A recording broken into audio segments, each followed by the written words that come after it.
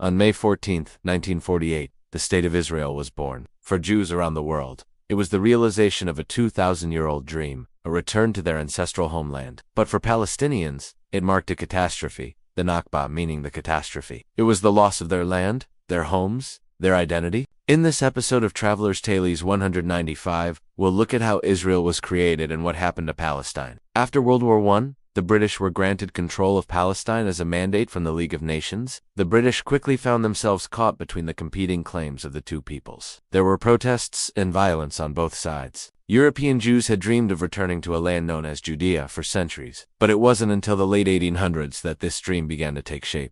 Millions of people were displaced. There has been ongoing conflict ever since, and the issue of Palestinian refugees remains a major obstacle to peace. European anti-Semitism and periodic attacks against Jews in Russia and other parts of Europe led many to seek refuge in Palestine, then part of the Ottoman Empire. If you did, please hit the like button. Thank you for watching. See you next time. By the 19th century, the Jewish population had grown to about 60,000. In 1947, the UN proposed a partition plan for Palestine, Egypt, Iraq, Jordan, Syria, Lebanon, and Saudi Arabia. Within weeks, Israel had defeated the Arab armies and expanded its territory beyond the borders set out in the UN Partition Plan. Hundreds of thousands of Palestinians fled or were expelled from their homes and across the border into neighboring Arab countries. By 1949, more than 700,000 Palestinians had become refugees. This time it was accepted by Jewish leaders but rejected by the Arabs. On November 29, the UN General Assembly voted in favor of the partition. The following day, the Jewish leaders accepted the plan and proclaimed the establishment of the State of Israel. They lived alongside 750,000 Palestinians, mostly Muslim with a significant Christian minority.